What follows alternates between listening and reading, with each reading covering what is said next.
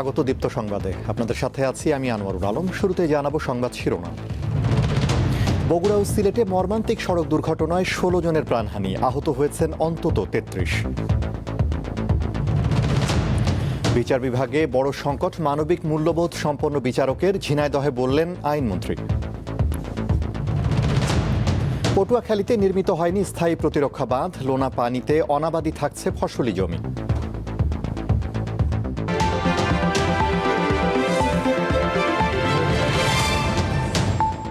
বিস্তারিত। দেশে ২ জেলায় সড়ক দুর্ঘটনায় প্রাণ হারিয়েছেন কমপক্ষে ১৬ জন। এর মধ্যে বগুড়ায় ৭ এবং সিলেটে নিহত হন শিশুসহ ৯ জন। এ ঘটনায় অন্তত ৩৩ জন আহত হয়েছেন। দুই বাসের সংঘর্ষে এমন ভয়াবহ চিত্র সিলেটের ওসমানীনগর উপজেলার কাশিকাপন এলাকার দয়ামির অংশে। প্রত্যক্ষদর্শীরা জানান, শুক্রবার সকালে ঢাকাগামী ইউনিক পরিবহনের একটি বাসের সঙ্গে বিপরীত দিক থেকে আসা সিলেটগামী বেঙ্গল স্লিপার কোচের মুখোমুখি সংঘর্ষ হয়। দুর্ঘটনায় ঘটনাস্থলেই ইউনিক পরিবহনের ৭ জন যাত্রী নিহত হন। পরে আহতদের উদ্ধার করে সিলেট ওসমানী মেডিকেল কলেজ হাসপাতালে নেওয়ার পর কর্তব্যরত চিকিৎসক এক শিশুসহ আরও ২ জনকে মৃত ঘোষণা করেন। এর আগে একই দিনে ভোর ৫:৩০টার দিকে বগুড়া সদর উপজেলার এরুলিয়ায় বাস চাপায় ৭ জন নিহত হন। আহত হন আরও কমপক্ষে ১৫ জন। পুলিশ জানায়, ঢাকা থেকে নওগাঁগামী একটি যাত্রীবাহী বাস নিয়ন্ত্রণ হারিয়ে সড়কের পাশে থাকা একটি বৈদ্যুতিক খুঁটিতে ধাক্কা দেয়। এ সময় ওই এলাকায় কাজের সন্ধানে বেশ কয়েকজন শ্রমিক অপেক্ষা করছিলেন। নিয়ন্ত্রণ হারানো বাসটি তাদের চাপা দিলে ঘটনাস্থলেই ৩ জন নিহত হন। আহতদের উদ্ধার করে হাসপাতালে ভর্তি করা হলে সেখানে আরও ৩ জনের মৃত্যু হয়।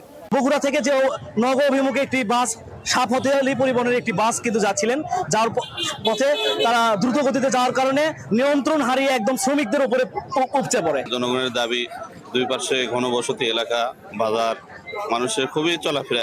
এই যে পরিমাণ লোক দেখতেছেন, দৈনিক বিকালে এই পরিমাণে লোক দেখা যায় এখানে প্রতিনিয়ত দুর্ঘটনা ঘটে যাচ্ছে। আমরা লাস্ট এখানে যে ৩ জন ছিল, আমরা তাদেরকে হাসপাতালে পাঠিয়েছি। আর আহত ঘটনাস্থলে ৩ জন মারা যায়, সেই ৩ জনকে পরে পাঠানো হয়েছে। আর ঘটনাস্থলে আহত হয় ১৪ জন, তাদেরকে চিকিৎসার জন্য স্থানীয় লোকজন সজ্জিয়ার রহমান মেডিকেলে পাঠায়। পরে গতি নিয়ন্ত্রকের দাবিতে বগুড়া নওগাঁ আঞ্চলিক মহাসড়ক ঘণ্টাব্যাপী অবরোধ করে রাখেন স্থানীয়রা। সানজিদা স্নিগ্ধা, দীপ্ত, বার্তাকক্ষ। মেহেরপুরের গাংনী উপজেলার ধলা সীমান্ত দিয়ে ৫ জনকে অবৈধভাবে বাংলাদেশে পুশিনের চেষ্টা করেছে ভারতের সীমান্তরক্ষী বাহিনী বিএসএফ। তবে বিজিবির তাৎক্ষণিক প্রতিরোধে সেই চেষ্টা ব্যর্থ হয়। শুক্রবার ভোর ৪টার দিকে এই ঘটনা ঘটে। বিষয়টি নিশ্চিত করেছে বিজিবির কুষ্টিয়া ব্যাটালিয়নের অধিনায়ক। তিনি জানান, ধলা মাঠ এলাকায় বিএসএফের বুড়িপোতা ক্যাম্পের সদস্যরা অজ্ঞাত পরিচয়ের ৪ জন পুরুষ ও ১ জন নারীকে অবৈধভাবে বাংলাদেশে ঠেলে পাঠানোর চেষ্টা করে। বিজিবি সদস্যরা সীমান্তে সতর্ক অবস্থান নিয়ে তা প্রতিহত করেন। এই ঘটনাকে কেন্দ্র করে ধলা সীমান্তে উত্তেজনা বিরাজ করছে।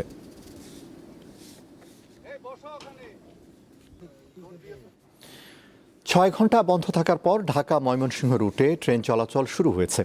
ময়মনসিংহের গফরগাঁওয়ে জামালপুর কমিউটার ট্রেনের 4টি বগি লাইনচ্যুত হয়। এ ঘটনায় ঢাকা ময়মনসিংহ রুটে ট্রেন চলাচল বন্ধ হয়ে যায়। প্রত্যক্ষদর্শীরা জানান, ঢাকাগামী জামালপুর কমিউটার ট্রেনটি গফরগাঁও স্টেশনে প্রবেশের আগ মুহূর্তে হঠাৎ বিকট শব্দ হয়। এরপর ইঞ্জিনের ঠিক পেছনের 4টি বগি লাইনচ্যুত হয়ে পড়ে। দুর্ঘটনার পর ট্রেনটি থেমে যায় এবং যাত্রীদের মধ্যে কিছু সময়ের জন্য আতঙ্ক ছড়িয়ে পড়ে। যাত্রীরা সকলে নিরাপদ থাকলেও বন্ধ হয়েছে ট্রেন চলাচল। পরে বগিগুলো উদ্ধারের পর ঢাকা ময়মনসিংহ রুটে ট্রেন চলাচল স্বাভাবিক হয়েছে।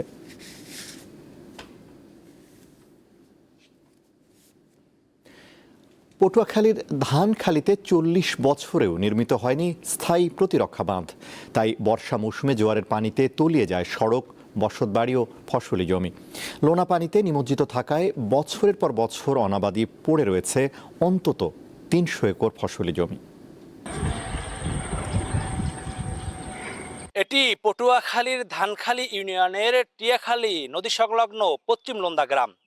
প্রায় 40 বছর ধরে এই গ্রামটিতে বসবাস করছে অন্তত 3 শতাধিক পরিবার। তবে এই গ্রামটিতে বেড়িবাঁধ না থাকায় প্রতি বছরের বর্ষা মৌসুমের অমাবস্যা এবং পূর্ণিমার জোয়ারের প্রভাবে পানি প্রবেশ করে।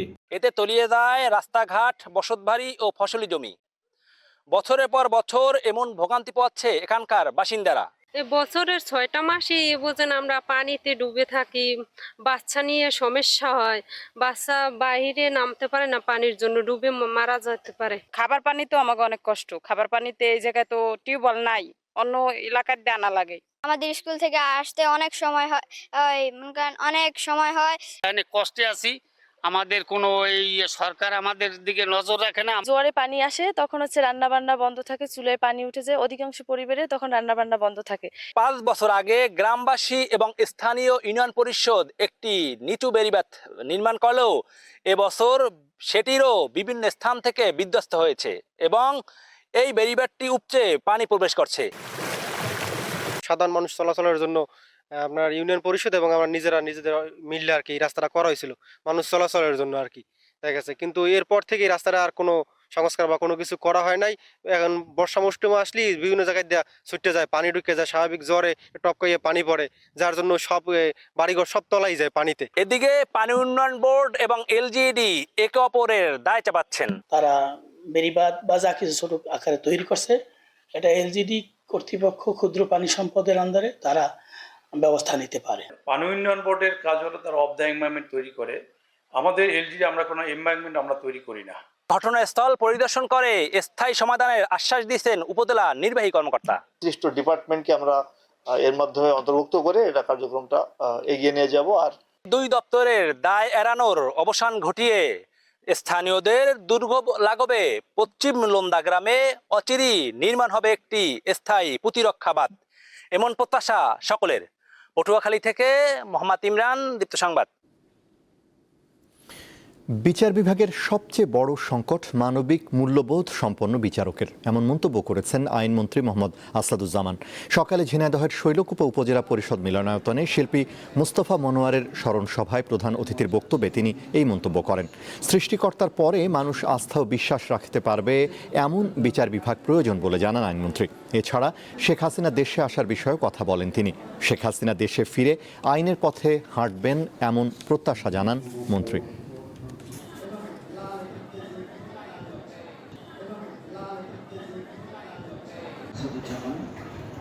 মঞ্চে আসে কিছু মানুষ সহ উপস্থিত। আমার কাছে বিচার বিভাগের সবচেয়ে বড় সংকট হল মানবিক মূল্যবোধ সম্পন্ন বিচারকের।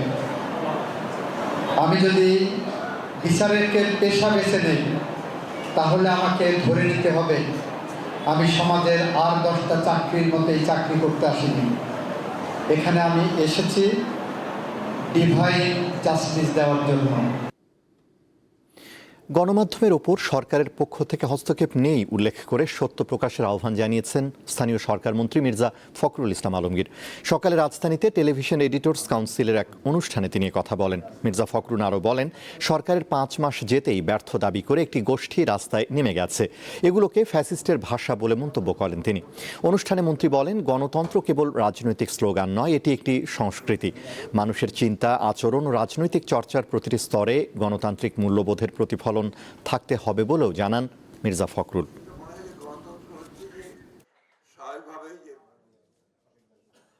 সরকারের কোনো চাপ নেই। তথ্যমন্ত্রী সাহেব নিশ্চয়ই আপনাদের কোথাও ফোন করে একজনও বলেননি যে এটা কেন লিখলেন বা লিখলেন না, কেন দিলেন কেন। তখন তো আপনারা বলেছেন যে আমরা নিজেরাই ঠিক করে নিই যে এটা লেখা উচিত হবে কি উচিত হবে না। তো সেটা আপনারা কেন করেন? এখন তো করার কোনো দরকার নেই, প্রয়োজনে কেউ তো আপনাকে তুলে নিয়ে যাবে না, বায়না করা দিয়ে দেবে না। অল্প সময়ের মধ্যেই সরকারের বিভিন্ন কর্মকাণ্ডে জনগণ অতিষ্ঠ হয়ে উঠেছে বলে মন্তব্য করেছেন বিরোধী দলীয় নেতা শফিকুর রহমান। তিনি বলেন, দেশে বর্তমানে কোনো সুশাসন নেই। সকালে বাগেরহাট সার্কিট হাউসের সম্মেলন কক্ষে স্থানীয় সাংবাদিকদের সঙ্গে মত বিনিময় সভায় জামায়াতে ইসলামীর আমির এসব কথা বলেন। এ সময় বিদ্যুতের ভুতুড়ে বিল নিয়ে সরকারের কড়া সমালোচনা করেন তিনি। গত 2 মাস ধরে যে ভুতুড়ে বিল আসা শুরু হয়েছে, বিভিন্ন জায়গা থেকে আপনারা কমপ্লেন শুনতে পাচ্ছেন। এটা কিন্তু সরকারের মানে সুন্দর পরিচালনার সমান বহন করে না। দুর্বলতা কোথায়? কোনো না কোনো জায়গায় তো একটা দুর্বলতা আছে। আপনি দিলেন না, আবার বিল হয়ে গেল 2.5 গুণ, 2 গুণ, 1.5 গুণ। এটা কেন? এবারে কেওয়াই স্টিল চট্টগ্রাম সংবাদ।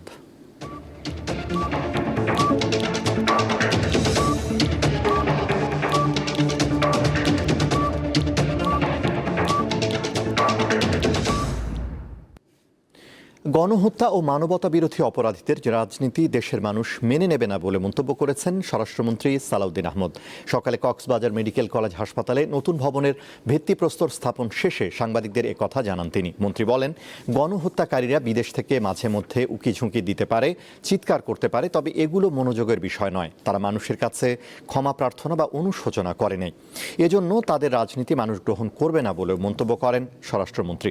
এর আগে কক্সবাজার উন্নয়ন কর্তৃপক্ষের আয়োজনে ফ্ল্যাট উন্নয়ন প্রকল্প 1-এর উদ্বোধন করেন মন্ত্রী।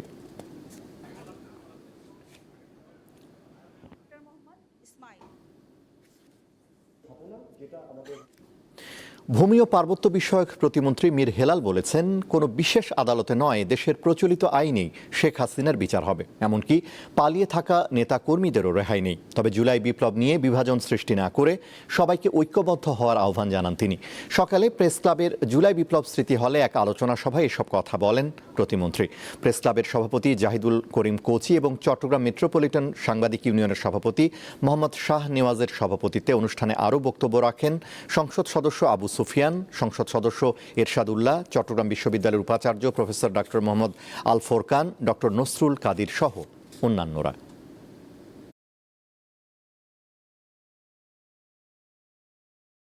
ডিসেম্বরে ফেরত আসবে, নভেম্বরে ফেরত আসবে, আমরা তো চাই ফেরত আসবে। আমাদের এমপি সাহেব বলেছে ফেরত আসতে হবে।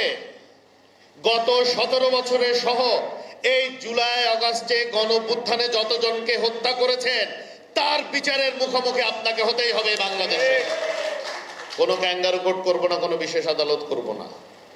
বাংলাদেশের প্রচলিত আইনেই ইনশাআল্লাহ বিচার হবে।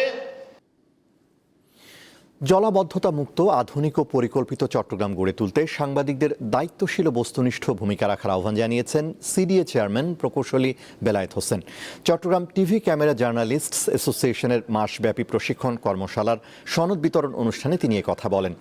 টিসিজে সভাপতি এনামুল হকের সভাপতিত্বে অনুষ্ঠানে প্রধান অতিথি প্রকৌশলী বেলায়েত হোসেন আরও বলেন, নগরীর জলাবদ্ধতা নিরসন ও চলমান উন্নয়ন কাজের প্রকৃত চিত্র তুলে ধরতে গণমাধ্যমের সহযোগিতা প্রয়োজন।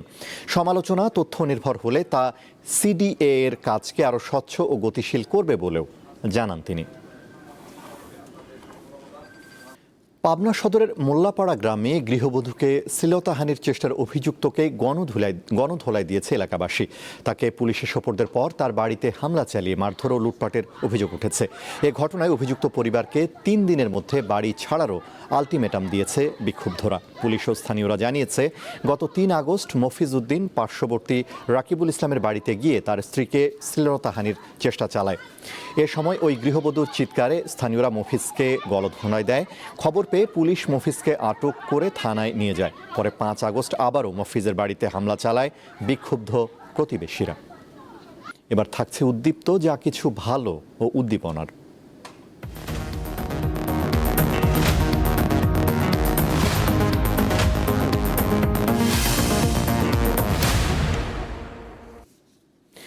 পটুয়াখালীর লতা চাপলি ইউনিয়নের মিস্ত্রিপাড়া গ্রামের সীমা বৌদ্ধবিহারের মহাথেরো উত্তম 2007 সালে বিহারে যোগদানের পরই তিনি উপলব্ধি করেন পাঠ্য বইয়ে রাখাইন মাতৃভাষা ও বৌদ্ধ ধর্মশিক্ষার অভাবে নতুন প্রজন্ম পিছিয়ে পড়ছে। সেই ভাবনা থেকেই তিনি নিজ উদ্যোগে শুরু করেন বিনামূল্যে মাতৃভাষা ও ধর্মীয় শিক্ষার কার্যক্রম। পটুয়াখালীর লতাচাবলি ইউনিয়নের মিস্ত্রিপাড়া গ্রামের সীমাবদ্ধ বিহারের ধর্মযাজক উত্তম মহাথেরো 2007 সালে তিনি ধর্মযাজক হিসাবে এই বৌদ্ধবিহারে যোগদান করেন। এরপরই তিনি উপলব্ধি করেন এই উপকূলীয় এলাকার যে সকল বিদ্যালয় রয়েছে প্রাথমিক এবং মাধ্যমিক, এসব বিদ্যালয়ে রাখাইনদের ধর্মশিক্ষা এবং রাখাইন ভাষার কোনো বই নেই, যার কারণে এ সকল শিক্ষার্থীরা রাখাইন ধর্ম এবং ভাষা সম্পর্কে অনেকটা অনভিজ্ঞ। তাই নিজ উদ্যোগে তিনি এই বিহারে শুরু করেন ভাষা শিক্ষা এবং রাখাইনদের ধর্মশিক্ষা ব্যবস্থার পাঠদান কার্যক্রম। বছরের পর বছর নিজ উদ্যোগে এসব শিক্ষার্থীদের বিনা খরচে তিনি ধর্ম শিক্ষা এবং ভাষা শিক্ষা প্রদান করে আসছেন।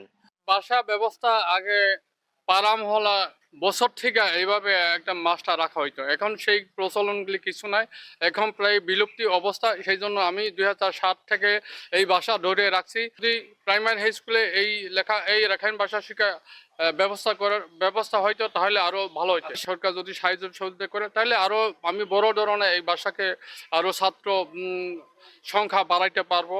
শুধু উপকূলের শিক্ষার্থীরাই নয়, দেশের বিভিন্ন জেলার অন্তত 10 জন হতদরিদ্র রাখাইন শিক্ষার্থীদের আবাসিক রেখে বিদ্যালয়ে লেখাপড়ার পাশাপাশি ভাষা শিক্ষা এবং ধর্মশিক্ষায় সুশিক্ষিত করছেন তিনি।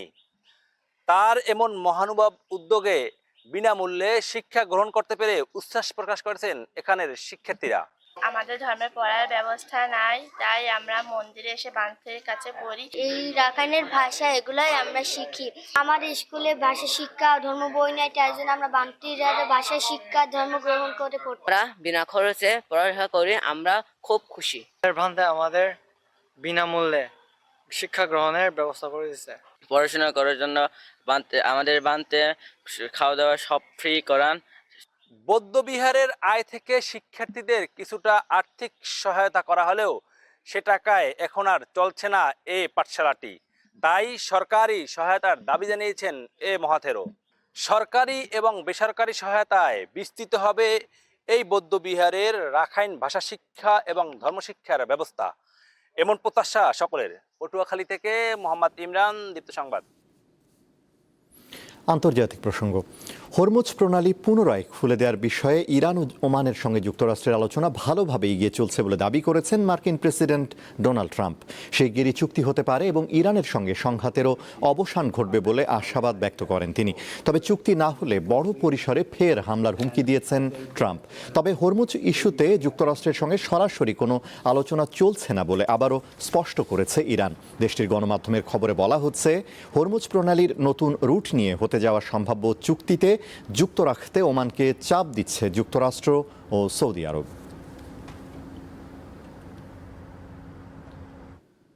জন্মসূত্রে যুক্তরাষ্ট্রের নাগরিকত্ব সীমিত করার লক্ষ্যে নতুন দুটি নির্বাহী আদেশে সই করেছেন প্রেসিডেন্ট ডোনাল্ড ট্রাম্প। স্থানীয় সময় বৃহস্পতিবার হোয়াইট হাউসের ওভাল অফিসে এসব নির্বাহী আদেশে সই করেন তিনি। তথাকথিত বার্থ ট্যুরিজম বা সন্তান জন্ম দিয়ে নাগরিকত্ব পাওয়ার উদ্দেশ্যে যুক্তরাষ্ট্রে ভ্রমণ এবং নাগরিকত্ব সংক্রান্ত কিছু বিধান আরও কঠোর করার লক্ষ্যে এই আদেশ জারি করা হয়েছে বলে জানিয়েছে হোয়াইট হাউস। যদিও কয়েক সপ্তাহ আগে সংবিধান অনুযায়ী এই অধিকার বহাল রাখার রায় দিয়েছিল দেশটির সুপ্রিম কোর্ট। এতে করে ট্রাম্প প্রশাসনের আগের উদ্যোগের মতো নতুন নির্বাহী আদেশ দুটিও আদালতে আইনি চ্যালেঞ্জের মুখে পড়বে বলে মনে করছেন বিশ্লেষকরা। খেলার খবর। নারী টি-20 এশিয়া কাপে একই গ্রুপে পড়েছে চিরপ্রতিদ্বন্দ্বী ভারত ও পাকিস্তান। বৃহস্পতিবার টুর্নামেন্টের সূচি ও গ্রুপ বিন্যাস প্রকাশ করেছে এশিয়ান ক্রিকেট কাউন্সিল। আগামী 28 আগস্ট সংযুক্ত আরব আমিরাতে পর্দা উঠবে 8 দলের এই আসরের। ফাইনাল অনুষ্ঠিত হবে 13 সেপ্টেম্বর। 8টি দলকে দুটি গ্রুপে ভাগ করা হয়েছে। এ গ্রুপে রয়েছে ভারত, পাকিস্তান, থাইল্যান্ড ও হংকং। বি গ্রুপে খেলবে বর্তমান চ্যাম্পিয়ন শ্রীলঙ্কা, বাংলাদেশ, সংযুক্ত আরব আমিরাত এবং ইন্দোনেশিয়া।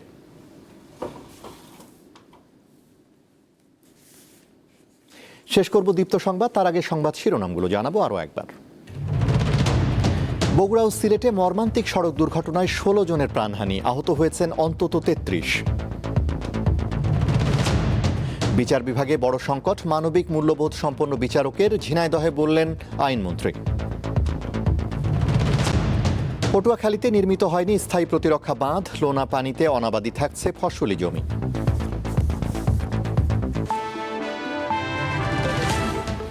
এ ছিল এখনকার মতো। আমাদের পরবর্তী দীপ্ত সংবাদ সন্ধ্যা 6:40 দেখার আমন্ত্রণ।